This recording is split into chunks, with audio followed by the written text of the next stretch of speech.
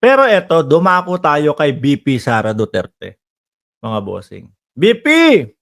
Naku, eto po, mga bossing, ang ating pong pangulo nagtatanong na po kay VP Inday Sara Duterte na ngayon po ay, Secretary ng Department of Education kung ano na ba ang plano. Yan, diyan sa Department of Education, mga kababayan. Sabi ni Chito Cabada, "Nandiyan ang mga basher na DDS, Sir Mark." Hayaan mo sila diyan. Kasi po yung mga ano nila, yung mga vlogger nila, mga bossing. Pagka yung tayo po yung pumasok do'n, kapagka yung mga kayo, 'no, nakikita ko minsan nanonood po ako sa kanila. Hindi ako yung sasabihin ko, "Ay, di ko pinapanood yung mga 'yan." 'No? Yung tipo bang, "Sikat ako diyan sa mga 'yan, hindi ko lahat po sila pinapanood ko. Inaantabayanan po natin kung anong mga kasinungalingan yung sasabihin nila, 'no? 'Pag nakikita ako na hindi hindi tugma, 'no, yung komento dun sa sinasabi nila. Kumbaga nasabihan siya, "Uy, walang kwenta yang mga pinagsasasabi mo." Gaganon yung vlogger nila, matitigilan, titigil na ganon. Tapos iisip-isip. Kumbaga apektado po, mga kababayan. Ako po sa tagal ko na nagba-vlog, mga bossing, yang mga basher, yung mga ganyang bash, mga kababayan, almusal na lang po yan. Biruin niyo po, pagkagising po sa umaga, etong cellphone na 'to, pagtingin ko, una bash, 1, 2, 3, tapos yung mga sumunod na po, puro magaganda na po yung mga komento. "We love you, President Bongbong Marcos. Salamat sa pagsuporta sa ating presidente, Mark." Oh, gano'n.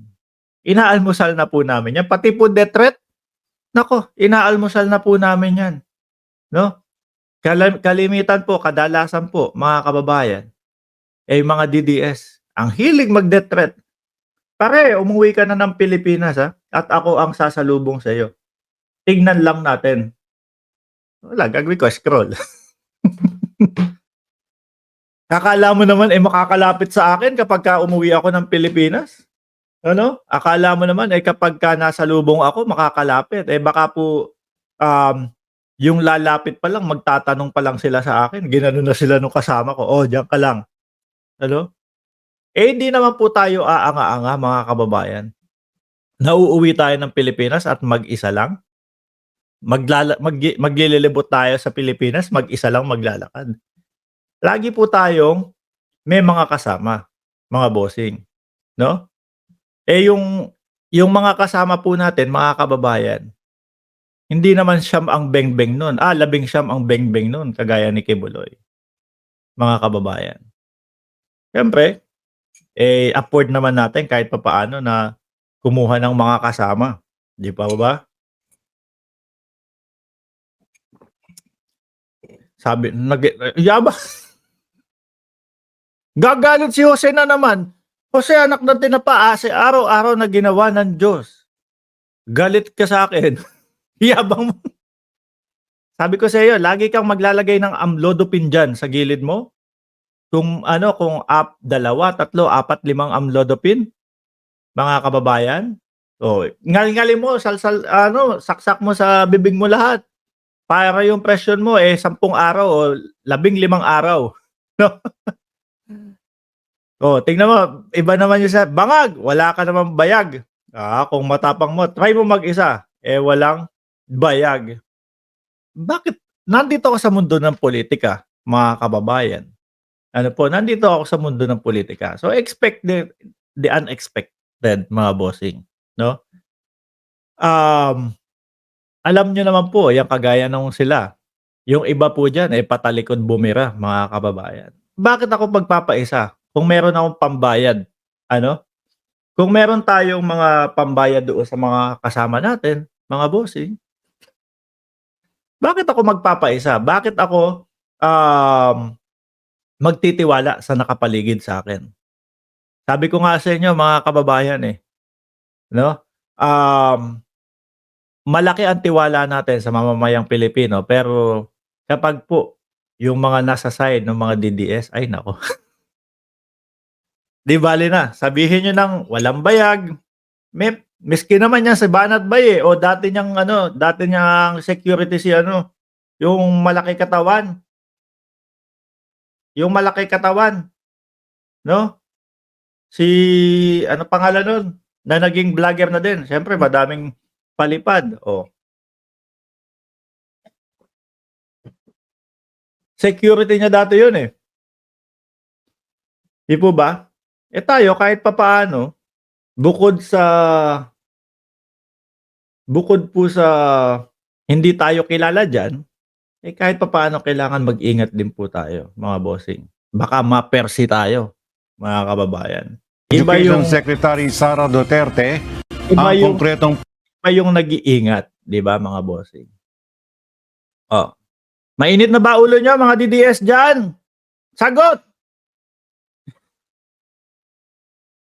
Mainit na ba ulo niyo, mga DDS diyan? Sagot! Sarap ba mga pagkain galing sa pera ng taong bayan? Pera ng taong bayan ng Cayman Island siguro. Ayan. Yung mga ibinabayad do sa membership ng gym, mga binabayad sa mga personal training, o yun, masarap, no? Kasi po nakakapagbigay po kami ng serbisyo sa taong bayan ng ng nagiging healthy sila, 'di ba? Kumasaba sa debate ang bayateros, ay hindi ko alam. Sino ba makikipagdebate diyan? Ayokong makakadebate 'yan kung sakali. Ano 'yan, yung tipong eto tanong mo, ang sagot do sa kabilang kanto, gano'n sila. Kapagka nako-corner mo na, 'no, do sa mga tanong mo, sasagutin ka niyan, dun sa taga-kabilang kanto, o ang isasagot sa'yo niyan ad hominem. Ayun, isang beses, bumabanat tayo kay Banat Bay. Siguro mga panahon ng eleksyon 'yun.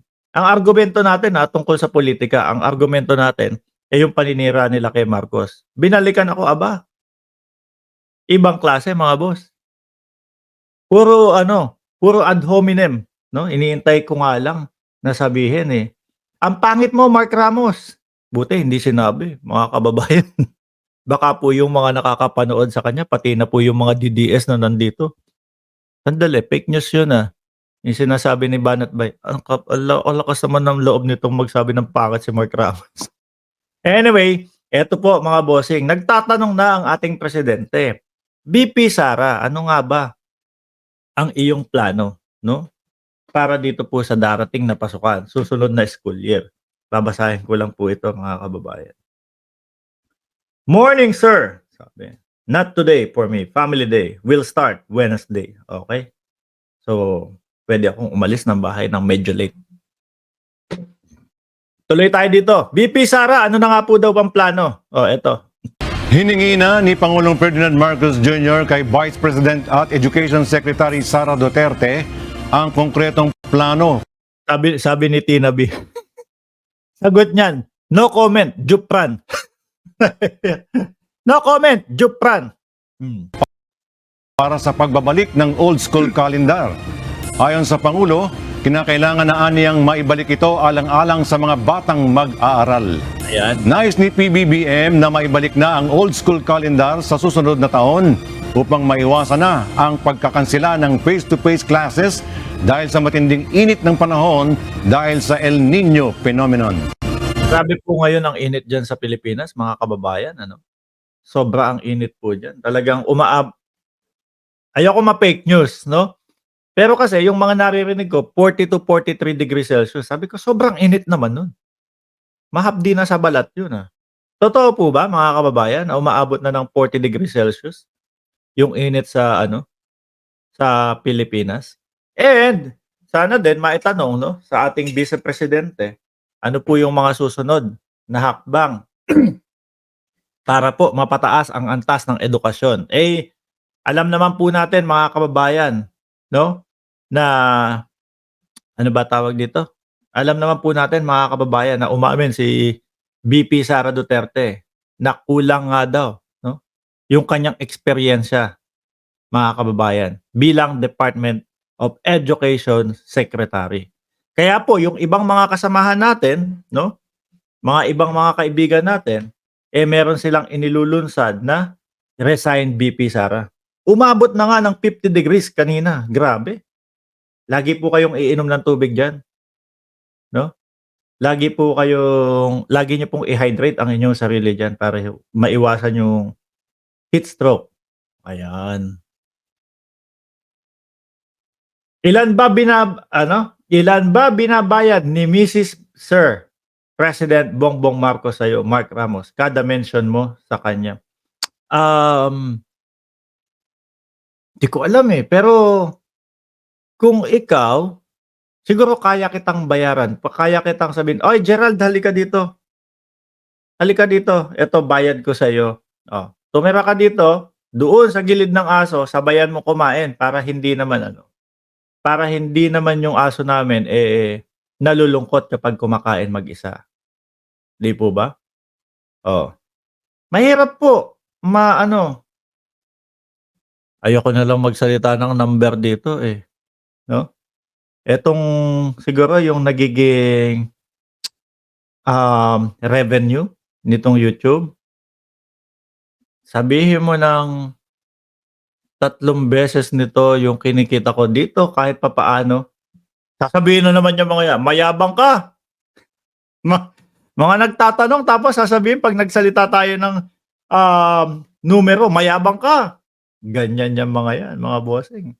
Kaya, eto tuloy tayo. Kaya po yung mga kaibigan natin, mga kababayan, 'no, hindi, may inilulunsad na Sara resign, Sara. Hindi naman sa pagiging bisepresidente.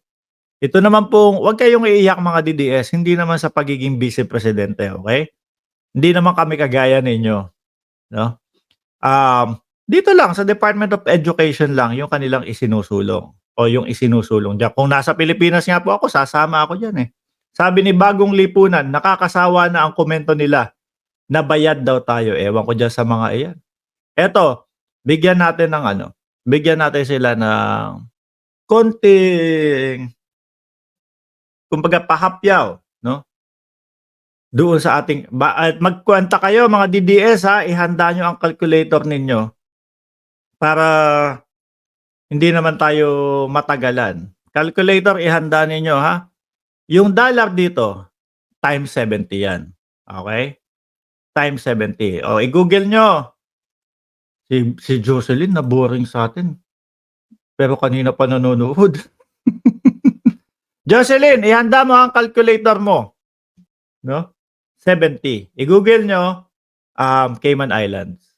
Ayan, tapos magkano yung dollars, okey? So, sa loob ng isang araw kahit papaano, meron kaming mga 3 sign-ups. Ayan, 3 sign-ups sa gym.